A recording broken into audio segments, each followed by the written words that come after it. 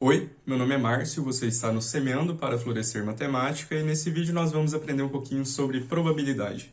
Provavelmente você já deve ter ouvido essa palavra alguma vez em um jornal falando dos resultados da loteria ou as chances de um raio cair 2 vezes no mesmo lugar. E antes de começarmos a explorar essas ideias, nós vamos fazer uma pequena revisão sobre um tópico matemático muito importante, que você encontra nos nossos vídeos lá na unidade temática Números, e que vai ser de grande ajuda. E esse tópico é porcentagem. Porcentagem, como o próprio nome já diz, é uma relação que existe a cada 100 unidades. Porcentagem, porcento, por 100. Nós podemos definir essa ideia de porcentagem como uma relação entre duas partes, onde uma parte é o todo, que vai estar dividido em 100 pedaços, e a outra parte é o quanto desse total nós queremos usar. Falando de uma forma mais simples, podemos representar uma porcentagem com uma fração, onde o denominador é 100. Antes de continuarmos, eu quero perguntar se você conhece o símbolo que representa a porcentagem. Esse aqui. Se conhece, você sabe de onde vem? Senta que lá vem história. A ideia de porcentagem é muito antiga. Existem registros que o fundador do Império Romano cobrava taxas de 1 centésimo sobre todas as mercadorias vendidas. Até o ano de 1425, quando era preciso representar uma porcentagem ou algo parecido, eles faziam por escrito. Isso levou ao surgimento da primeira versão do símbolo, que consistia em P100. Então, caso alguém quisesse representar 30%, por exemplo, escreveria 30P100. Faz sentido? 30%. Em 1650, o símbolo foi representado assim, per, seguido dessa barra que divide duas bolinhas. Depois, passaram a utilizar apenas o símbolo com essa divisão das bolinhas, que com o tempo passou a ser escrito como a gente conhece hoje. Fica aí de curiosidade para vocês. Agora que já sabemos um pouquinho de onde veio a porcentagem, se você achou interessante, depois pesquisa mais sobre isso, nós precisamos saber para onde ela vai. Nesse caso, ela vai ajudar a gente com probabilidade. Então, só para fechar, vamos pensar nos seguintes exemplos. 20% pode ser representado como 20 sobre 100, só que essa fração não está na forma irredutível, e existem outras frações equivalentes. Se eu dividir o numerador e o denominador por 2, chegamos em 10 sobre 50, que também representa 20%, mas ainda não está na forma irredutível. Se dividirmos o numerador e o denominador por 10, chegamos em 1/5, e está na forma irredutível, que também representa 20%, pois é equivalente à fração 20 sobre 100. Nós também podemos fazer o caminho contrário. Ao representarmos 1/5 na sua forma decimal, que é 0,2, podemos transformá-lo em uma porcentagem, passando da forma decimal para a forma fracionária. 0,2, ou 2 décimos, pode ser representado como 2 sobre 10, que é equivalente à fração 20 sobre 100, ou seja, 20%. No fundo, nós sempre tentamos voltar para uma fração com o denominador 100. Agora um exemplo mais visual. O Brasil possui 27 estados. O maior deles, que é o Amazonas, representa 18,31% do território brasileiro. Isso quer dizer que se nós dividirmos o Brasil em 100 partes iguais, o Amazonas vai ocupar mais ou menos 18 delas. Minas Gerais, por exemplo, ocupa 6,89% do território brasileiro. Ou seja, daquelas 100 partes iguais que nós dividimos o Brasil, quase 7 delas representam Minas Gerais. O menor estado do Brasil, que é Sergipe, ocupa apenas 0,26% do território brasileiro. Ou seja, daquelas 100 partes iguais que nós dividimos o Brasil, ele não ocupa nenhuma por inteiro.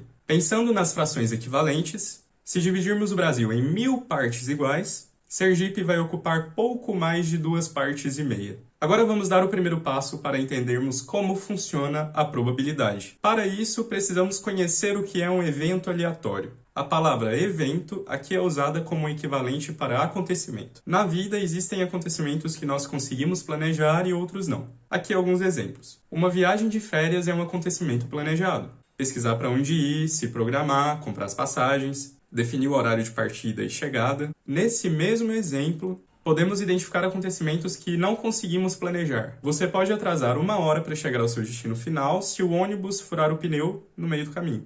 A gente não precisa ir tão longe para identificar acontecimentos que não conseguimos planejar. Pense numa moeda. Se você jogar ela para cima, consegue adivinhar de qual lado ela vai cair? Cara,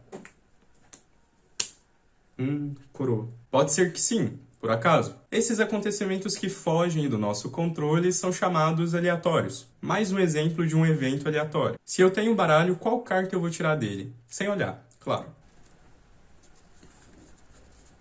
Rei. Eu quero que você pare o vídeo agora e pense em pelo menos um evento aleatório e escreva aqui nos comentários para mim. Agora nós podemos finalmente definir o que é probabilidade. A probabilidade pode ser definida como a razão entre o número de casos favoráveis e o número total de casos. Falando de outra forma, a probabilidade nos diz qual é a chance de algo acontecer. Vamos pensar em um exemplo com dados. Se eu quero saber qual é a probabilidade de que saia a face com o número 5 quando eu rolar um dado, ou seja, qual é a chance de que isso aconteça, nós precisamos definir duas coisas. Quais são os casos favoráveis que ajudam a resolver o nosso problema e qual é o número total de casos. Então vamos começar pelo segundo. Quando nós lançamos um dado, podemos ter como resultados as faces 1, 2, 3, 4, 5 ou 6. Ou seja, o nosso número total de casos é 6. Temos 6 possíveis resultados ao lançar um dado. Agora precisamos definir os casos favoráveis. Nesse cenário, como queremos saber a probabilidade de que saia a face com o número 5, apenas um resultado nos interessa. Logo, a chance de que saia a face com o número 5, quando eu rolar um dado, é de 1 em 6, ou seja, 1/6. Mas a gente reviu porcentagem, né? Então vamos reescrever essa chance. 1/6 é igual a aproximadamente 0,16, ou seja, 16 sobre 100. Então a chance de que saia uma face com o número 5 quando eu rolar um dado é de 16%. Viu? Não é tão difícil. Vamos pensar em mais um caso. Qual é a chance de que saia uma face com o número par quando eu rolar um dado? O número total de casos é o mesmo, 6, pois temos 6 possíveis resultados ao lançar um dado. Como queremos saber a probabilidade de que saia uma face com o número par, os resultados 2, 4 e 6 nos interessam. Ou seja, temos 3 resultados possíveis como casos favoráveis. Logo, a chance de que saia uma face com um número par quando eu rolar um dado é de 3 em 6, ou seja, 3/6. Essa não é uma fração na forma irredutível. Ela é equivalente a 1/2.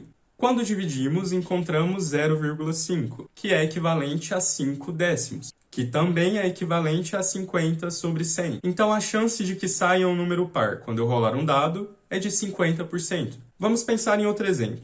Se eu lançar uma moeda, qual é a chance de que o resultado seja coroa? Novamente, precisamos definir o número de casos favoráveis e o número total de casos. Ao lançar uma moeda, temos como resultados possíveis cara ou coroa, ou seja, 2 resultados possíveis. O número de casos favoráveis é 1, pois somente um desses resultados é coroa. Assim, a chance de que um resultado seja coroa ao se lançar uma moeda é de 1 em 2, ou seja, 1/2, que é igual a 0,5, que é igual a 5 décimos, que é igual a 50 sobre 100, ou seja, 50%. E se lançarmos duas moedas, qual é a chance de que o resultado seja 2 coroas? Ao lançar 2 moedas, temos como resultados possíveis cara e cara, cara e coroa, coroa e cara, coroa e coroa, ou seja, 4 possíveis resultados. O número de casos favoráveis é 1, pois somente um desses resultados é coroa e coroa.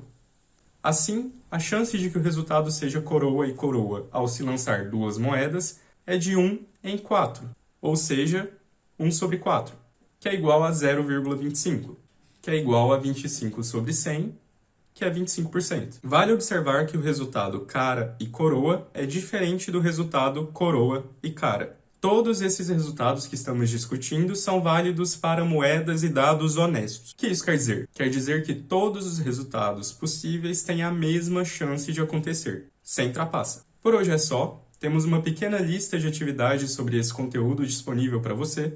Se está assistindo pelo YouTube, abre a descrição desse vídeo. Pelo Instagram é só acessar o link na bio.